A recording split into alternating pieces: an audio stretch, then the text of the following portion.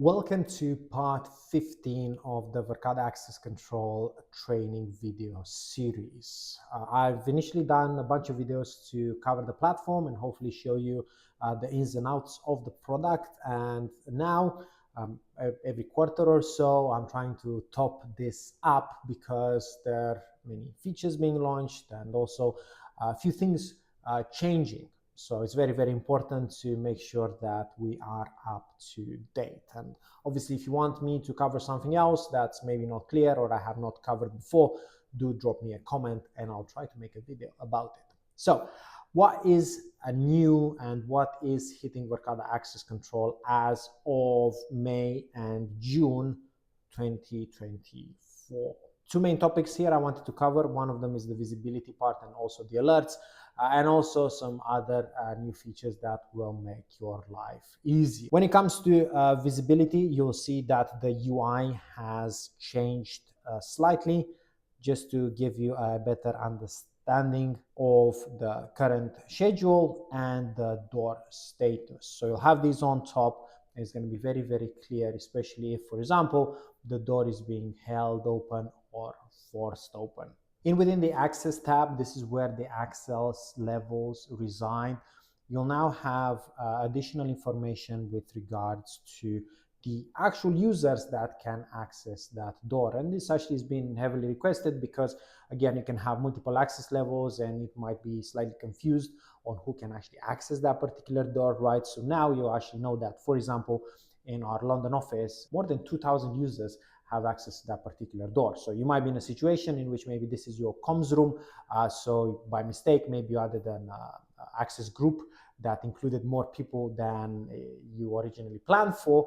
Well, now you have an idea and be like, well, that's my comms room. So I definitely do not envision 2,000 employees having access to this. So very easy to see now for every access level, a list of users that are part of those groups that are nested under it with the obvious ability to search as well. Another cool thing that you'll see in command is the ability to understand the reader status. So sometimes you'll have it as here, which is critical issues. So you don't really expect this particular reader to work. Or you might also have degraded performance. And this is great because, again, a lot of the troubleshooting tickets we get for access control are actually related to the wiring.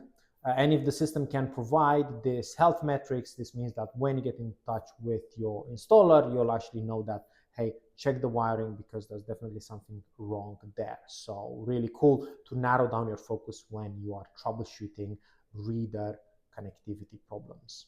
As we're talking about readers, you can also now get a snapshot of its connectivity status and also the firmware as well to make sure that is up to date and running the latest software. And another issue that you'll be able to now get reports on is in case somebody is cutting the wiring for the Rex DPI or any auxiliary inputs.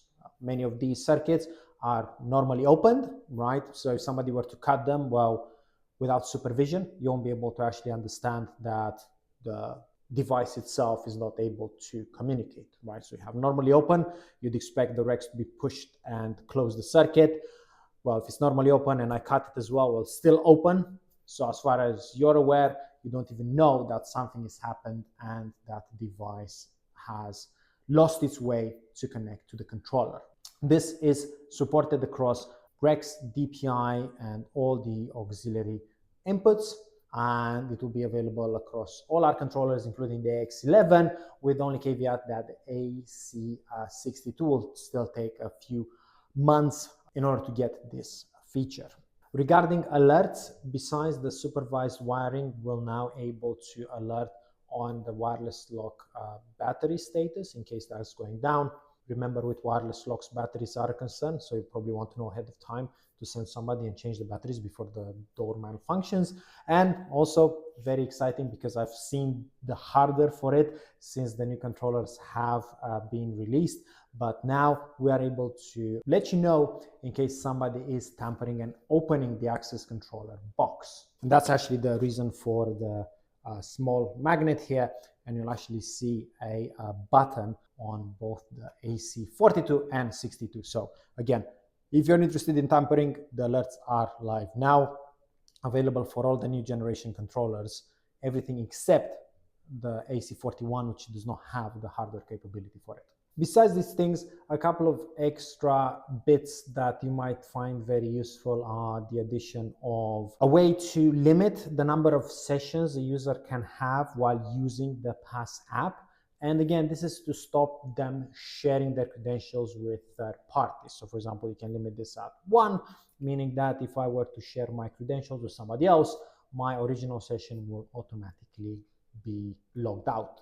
We also released APIs for door unlocks.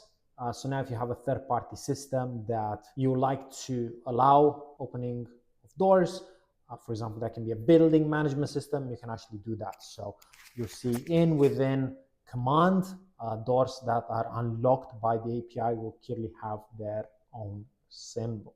The last thing I wanted to touch about is cross-device communication when it comes to auxiliary inputs or outputs. So for example, in our command organization, we have a fire relay that's currently connected to a certain controller. But at the same time, when the fire breaks out, it is set to open doors across multiple controllers.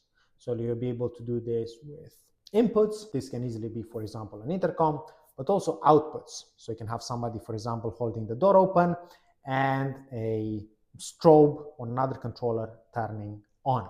And this comes with the benefit that the devices will try to connect with each other locally before utilizing the cloud, just in order to work around any issues that you might have with the internet. So if you have this working, you'll actually be able to clearly see that the devices can talk to each other via the LAN, and if not, obviously make sure that they can connect to one another, because if not, they'll use the cloud as a fallback mechanism, and obviously, as you can imagine, if the internet is down, the particular function might not work. And that's about it for now. I am personally very, very excited for a lot of the things that Verkada has introduced, especially when it comes to the visibility aspect, because seeing things clearer in command and getting those proactive alerts means that any of you are in a good situation to understand faster that you have issues and remedy them before they actually become problems. As always, if you have any questions or comments, drop them below and I'll come back to you as soon as I can.